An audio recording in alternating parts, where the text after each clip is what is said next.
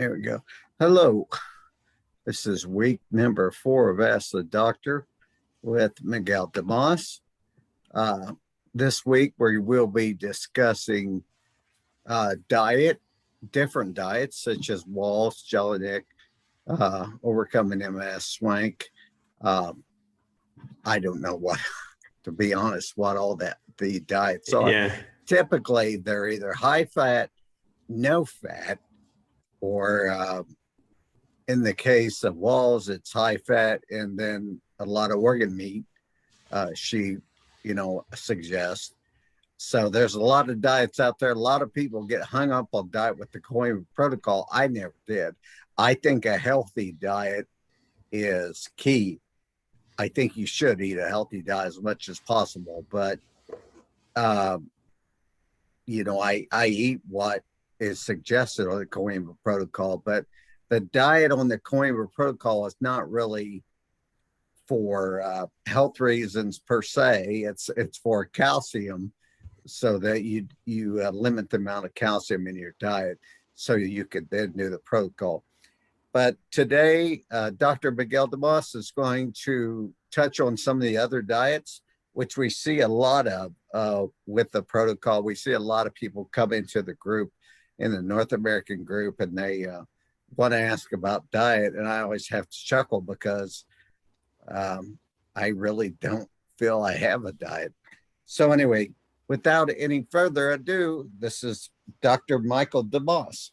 Yeah, fantastic. Thank you, John. It's fantastic to be back.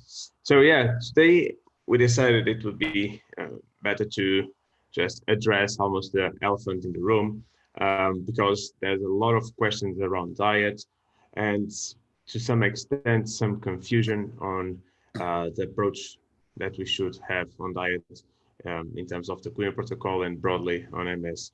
So the first thing I want to discuss is, every time we talk about diet in the Queen protocol, we have two different things that we need to address. One is the must do, and the other is the can/should do. And it is very clear, or it should be very clear to everyone, this difference. The must is what we discussed last week. It is the low calcium diet. And why is it a must? Because it's the only thing patients must do in order to prevent any side effect, any problem. So there are no questions around low calcium diet. There are three main restrictions: no dairy, no nuts and seeds, and no green vegetable juices. Then we have the whole group of things that is the can/should do. And this is from a health perspective, let's say. And in here, we have plenty of alternatives and plenty of report or testimonials from patients and even doctors saying that if we cut gluten, or we cut dairy, or we cut fat, or we include fat, things can get better. But that's on the should/can. It is beyond what any patient must do. Because if someone that he may react to gluten, and we'll get into it in a bit.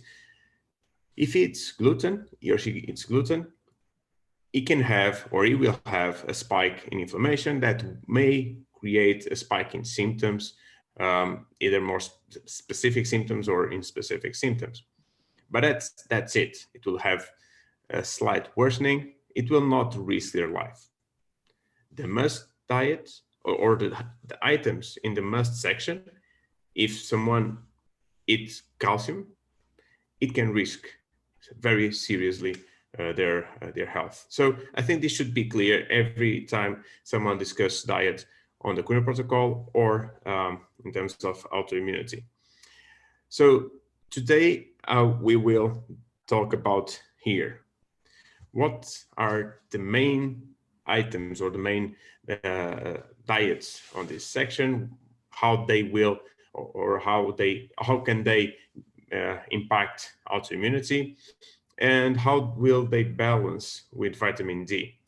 And to discuss diet and to discuss everything in regards to gluten or the impact it can have, or eggs, or impact it can have on autoimmunity, we must talk about the gut.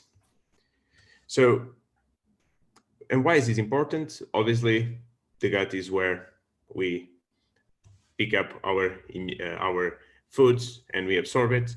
And we need to understand the basic structure of the gut.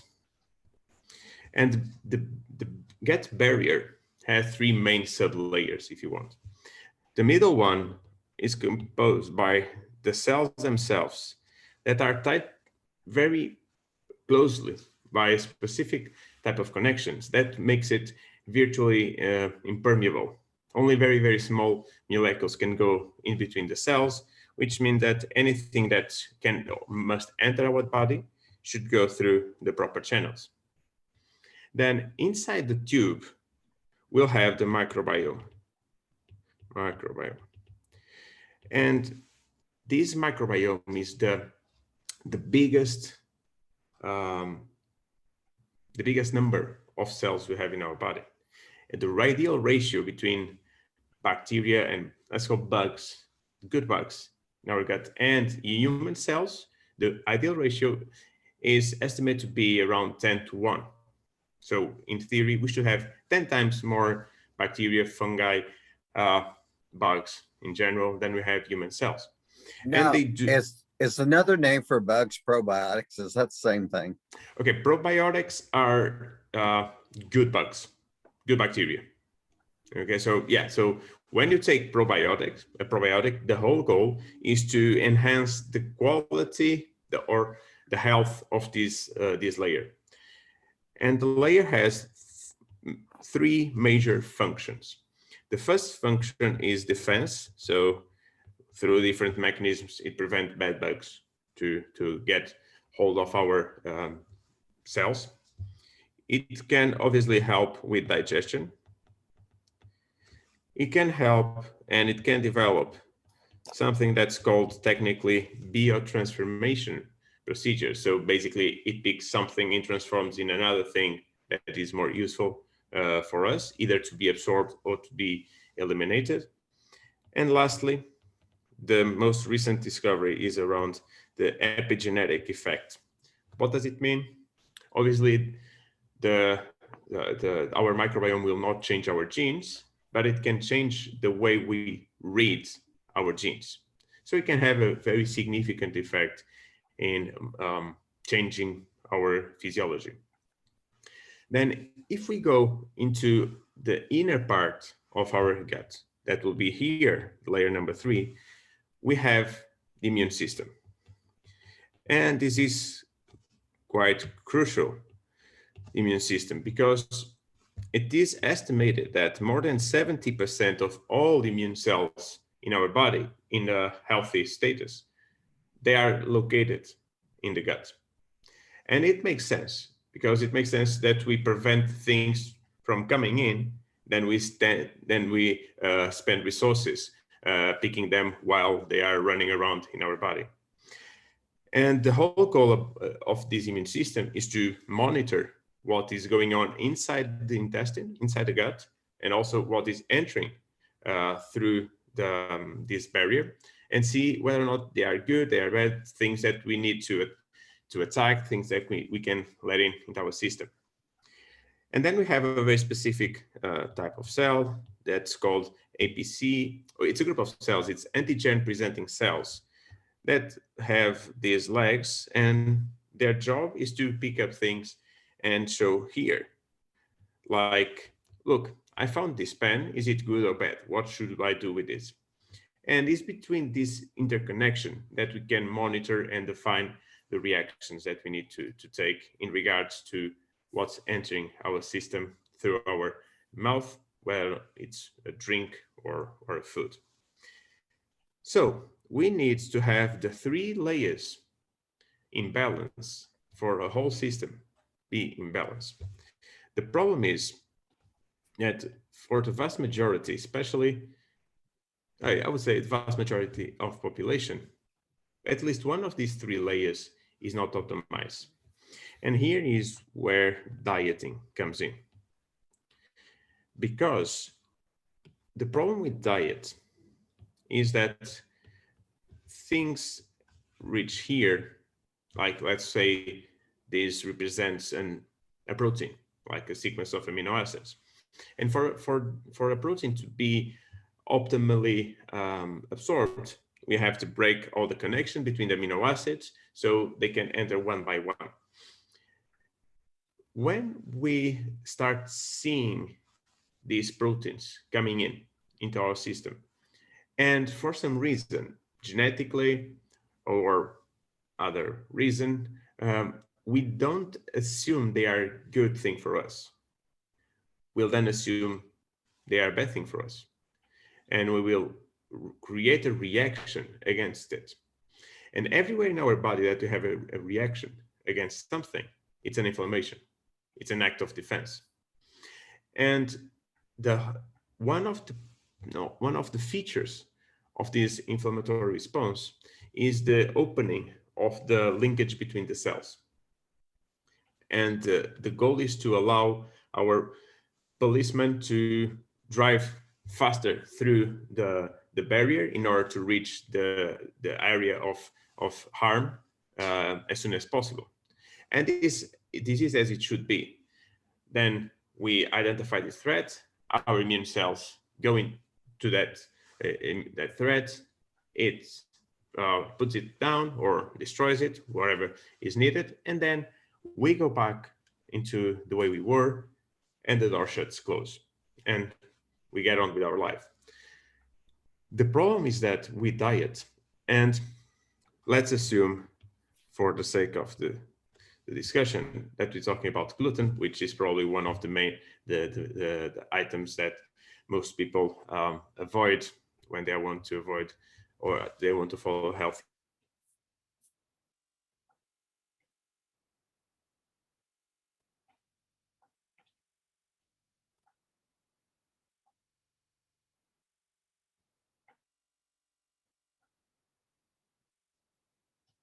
I don't know if you can hear me, but it seems that we've lost our connection.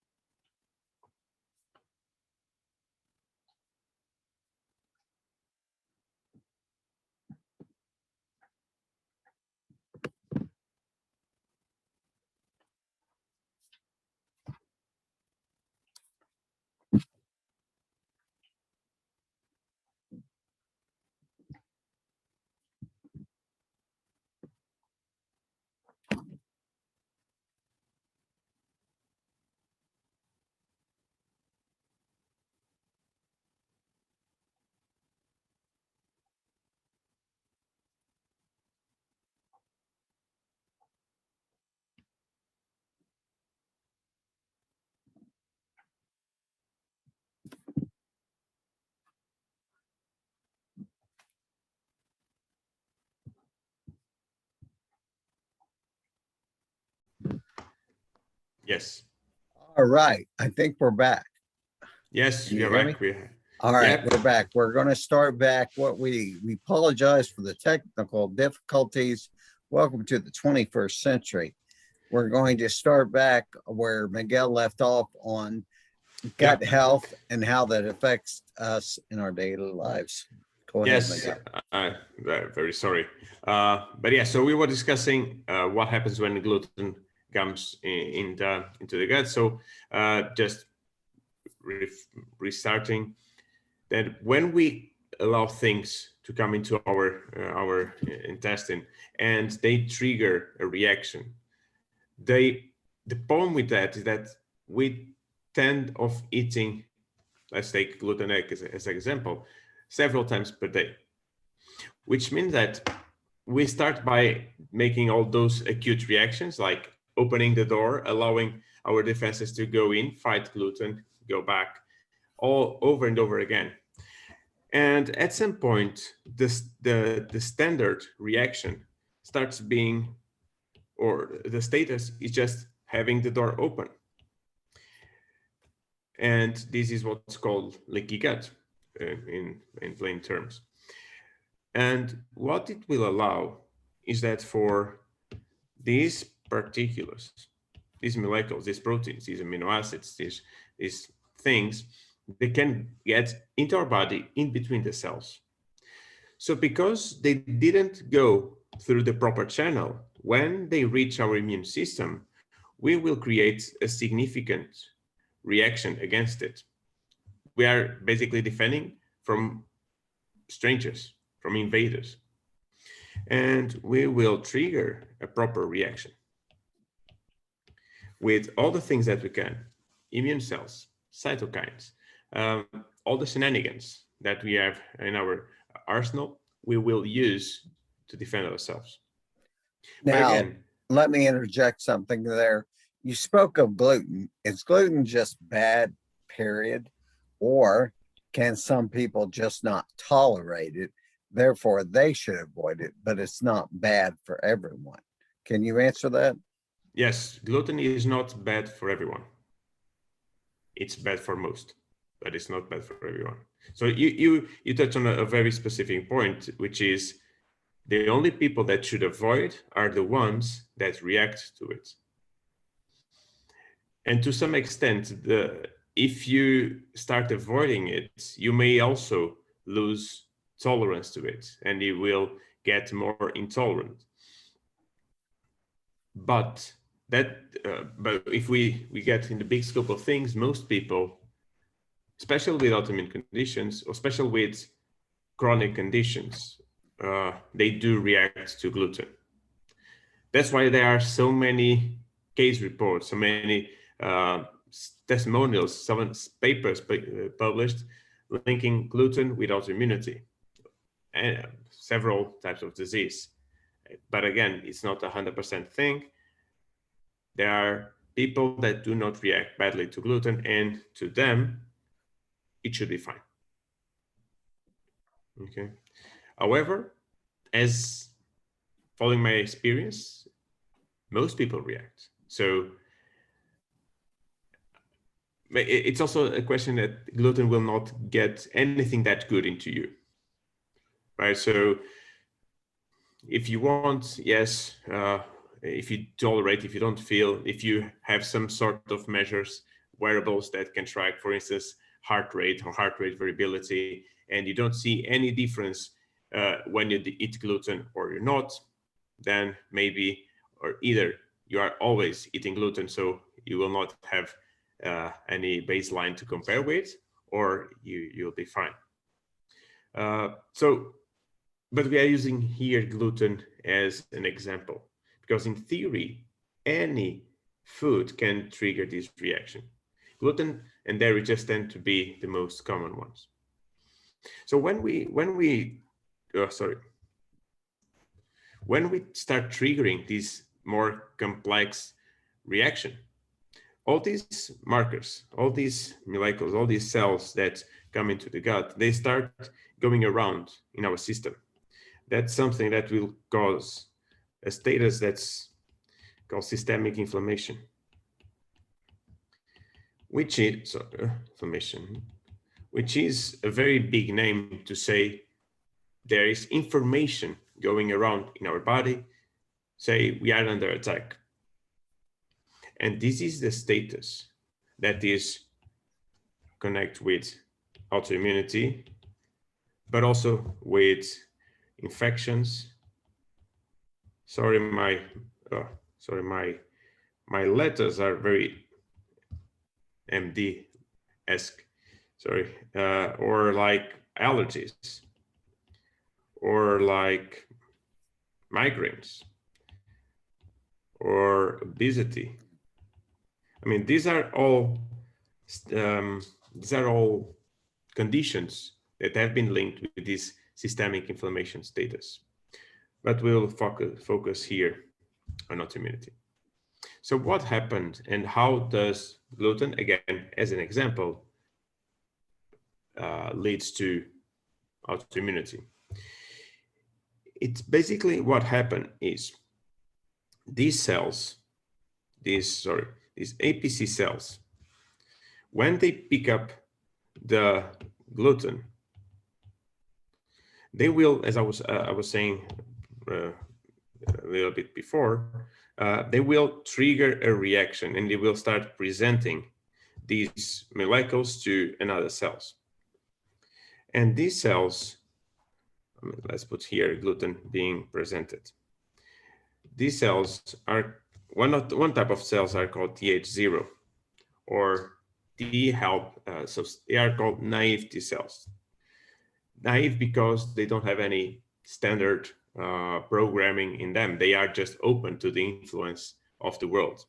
And because they are presented this information, they will develop differently into one of three different cells: PTH1, PTH reg, and PTH2. These are the three possibilities that these cells can divide into. So just have a very basic explanation of immunity. Normally, or as it is programmed to, the PTH1 will lead into TH1 cells, and the PTH2 will lead into TH2 cells. And this is basically what we use to defend our body and to monitor it. So let's call it this the good immune responses. However, sorry, this is a mistake. This is not TH, sorry. It's T-reg. These T regulatory cells will divide, or they will develop into either proper T-reg, and reg stands for regulator. So this is, I would say, the maestro of autoimmunity, or of immunity, sorry. But they can morph into Th17. And Th17, as we've seen in past weeks, is the signature of autoimmunity. So by definition, if you have more Th17, you will have less T regulatory cells. When you have more T regulatory cells, you'll have less Th17, therefore less autoimmunity. So going back to the gluten, what happens is in the right setting, with the right people, with the right genes, when gluten is presented here, they will spark, among other immune reactions, they will spark the one that we don't want. Can I say something here? A very close personal friend of ours, son, got weak, was so weak he couldn't even walk. He laid on the couch. He was down to 100 pounds, and they took him to a clinic here in the United States that's very well known. And over 100 doctors probably looked at him, and they were sent him home with an experimental drug, they said. And his mama turned into Mama Bear, and she took him home, put him on a natural diet. It ends up he had celiac disease, and that was the problem. Gluten was the problem. So I firsthand, that boy's in college now. He is pretty much recovered. And I have seen firsthand what gluten can do to people. With 3 different people I know, I traveled with one. He ate gluten one night and he never told me, but he was in the bathroom for 45 minutes with diarrhea. And then I found out that he had celiac disease too. So I've seen the effects of gluten. I personally have been on gluten-free diets, and I've gone off of them. And to be honest, I must be one of those people that can tolerate gluten because I don't have any effects whatsoever. But it's a very real. I think it should be avoided, especially if you had any reaction to it. But I want people, because I have friends that say, well, didn't we grow wheat 100 years ago? It's not the same wheat. It's not the same flour. It's a real thing. Gluten is a real thing. Celiac disease is a real thing, and we have people come on and say, "Well, everybody has to avoid it." That's one common thing to say. I personally uh, have eaten gluten, and it doesn't have an effect on me. That's all I could say. Yeah. Go ahead. So what you describe is quite common when in certain ages. Uh, my master's thesis was on celiac disease and the extra intestinal effect it can have, and we studied a lady that had significant um, epilepsy. So, and that epilepsy could not be treated and managed with any pharmaceutical drugs. She was admitted into the ICU. She stayed there for, I think, well, it was already a few years ago, but I think it was around 2 weeks. And only after 2 weeks, when no one knew what she had and no treatment was able to manage her, the doctor went to the system and prescribed every single analysis that could be prescribed. And the only thing that came positive was the antibodies against gluten. And she was put on a gluten-free diet, and she recovered completely. So yes, gluten is it's not a fad. It doesn't apply to everyone either. And there's a bigger discussion on whether it's the gluten itself that creates the issue, is the products in which we put gluten, it's the glyphosate or other chemicals that are put into the wheat that disrupt somebody's metabolism that will create problem. It's a very big discussion. So I don't think everyone must take off gluten. But I do believe that anyone who wants to be as healthy as possible should reduce massively gluten. So it may seem the same thing, but it's not. Going back to our scheme here, when we remove gluten and it stops coming in, what will mean is that our reaction against it will also decrease. That will lead to closing the door. So when the door of our intestine closes and our immune system gets better, we don't react here any longer to this, systemic inflammation goes down. But also here, this connection will go down. And when it goes down, we will not target or develop these immune cells this way, and we can have a positive effect in autoimmunity. That is true. That is what is published, what has been studied, and actually it is the basis of, for instance, the Walls Protocol. The Walls Protocol is based, I mean, she's a fantastic physician, and her story speaks volumes. But again, as I was saying, the only problem that I find with this diet or this approach, it is that it is very complex. And what I mean by very complex is, as I referred to, any food, any particular thing that we eat, or also any change here in the gut microbiome. So antibiotics, NSAIDs, all those drugs that are known to impair and imbalance our gut microbiome, they can lead also to this systemic inflammation. So in order to reduce systemic inflammation with this functional medicine approach, it is effective. There should be no doubt about it. However, it is very complex because we need to find all the foods that are creating this reaction. We have to take care of the gut. We have to do testing to find out which bugs are there or shouldn't be there, which probiotic or prebiotic or symbiotic we need to take care of these membranes. We need to take care of our immune system, and only then we can expect to have a balance in this development of immune cells. When we can, it is very effective. And Dr. Wall's history shows that to us. And and it is effective. However, from my perspective, it is too complex. And also, taking this into the Queen protocol, what the evidence has shown is that, and I will point here with the green, the places that have been, science has shown that vitamin D is beneficial.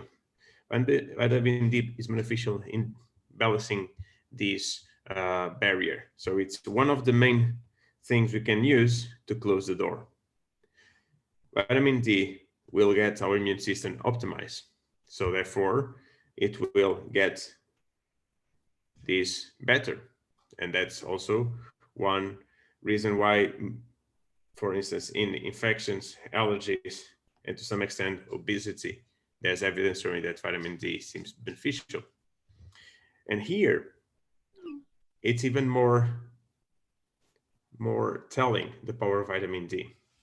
Because no matter how this is presented or what is the environment of cytokines of this immune balance, what has been shown is when we have lack of vitamin D, this is the avenue that we go through.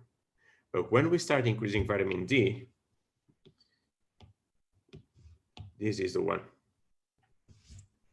So no matter what evidence has been showing, that no matter what is the systemic inflammation that you have, or very independent to that, when we have enough vitamin D, we can optimize the genetic transcription in the way that these T regulatory cells will be developed into proper T regulatory cells, which are the maestros, which by definition will mean a decrease in autoimmunity.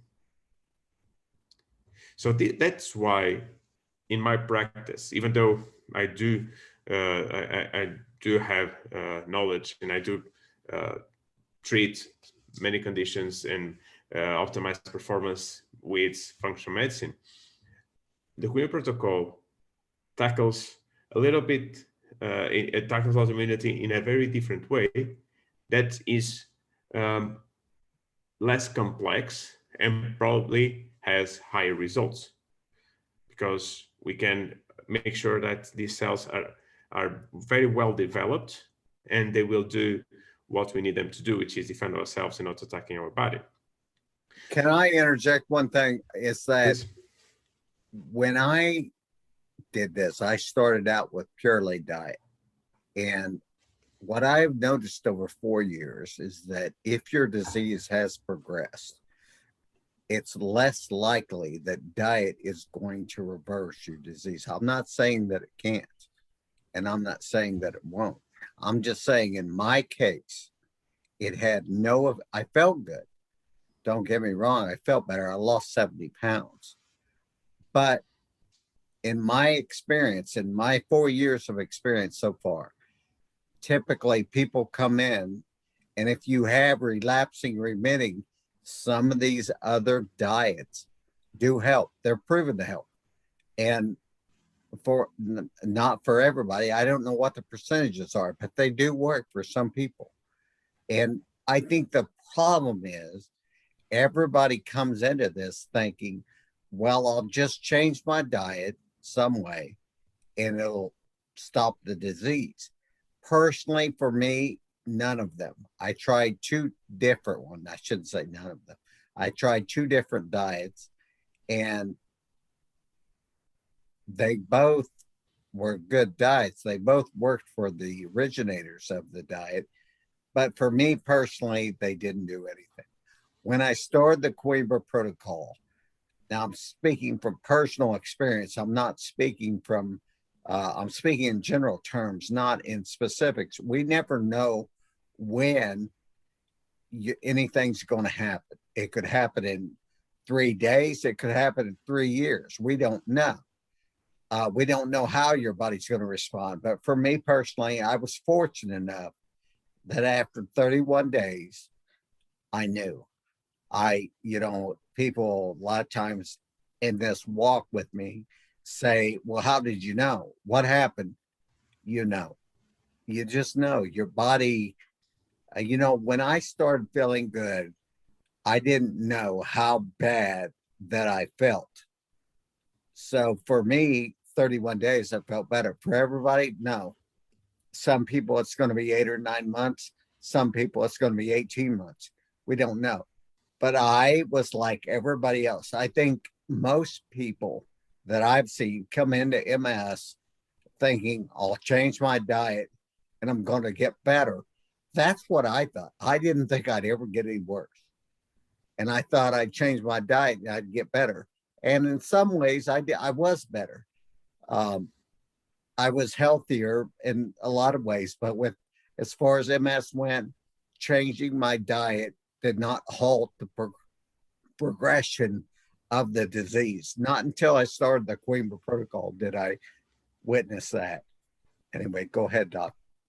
Yeah, I mean, you just put it everything into context in a more practical way. Um, Diet would have probably worked if you would have titrated to the point in which you knew exactly what you should eat, what are the right probiotics or prebiotics or even antibiotics, depending on the imbalance that might exist. How could you optimize the whole gut? But that takes time and effort. The real or the advantage of the Courier protocol, the vitamin D, is that it seems that it can tackle it from a different angle and um, getting good immune optimization in a different way that doesn't involve so much investment in terms of testing, in terms of supplementation or diets, and even lifestyle adjustment.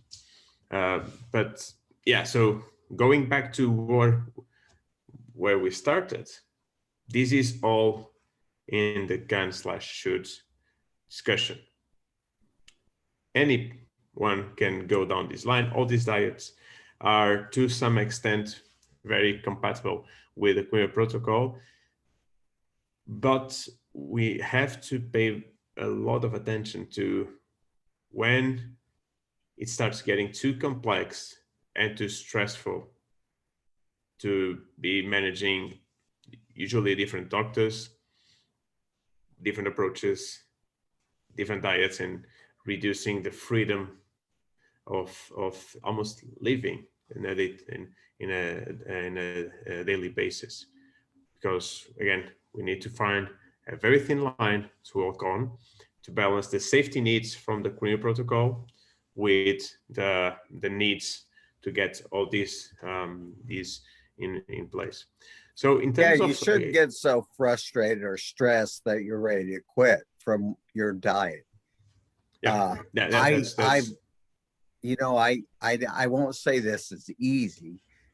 Cutting out cheese and some of the things we have to cut out kind of stinks, but yeah. it's not difficult. And when I was doing some of the other diets, it was difficult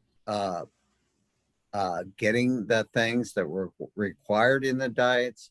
It was some of the requirements of the diets as far as how many servings was difficult. There were some very difficult things. Do they work? Absolutely.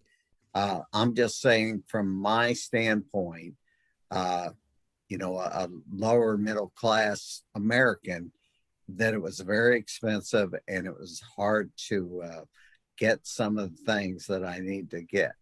So I wanted to eat more fish, especially, but Americans, when you live in the heartland like I do, we eat a lot of beef. We don't eat a lot of fish. If you live on the coast, closer to water, you eat a lot of fish. And I like fish and I wanted to get more, but it's rather expensive in the Midwest. Anyway, Doctor, what do you want to talk about next time? So we'll listen to what are the questions that are submitted to us and try to figure out what are, even in terms of diets, if there are more specific questions that the people that are watching have, and we can address them. Okay. Even, well, I think we give to our viewers the power of decide what we should talk next. Absolutely. And we didn't address some questions last week, and I'm sorry for that. Like I've said before, eventually we'll get to them. Yeah. But you see today, even it's easy for us to go an hour anymore, it seems. And we could probably go 2 hours, but we want to try to touch on things and talk about them in detail, not just touch upon them for the sake of touching upon them. We want to go in depth if we can. That way you're fully educated about the subject. Anyway, this has been Ask the Doctor with Dr. Miguel Damas.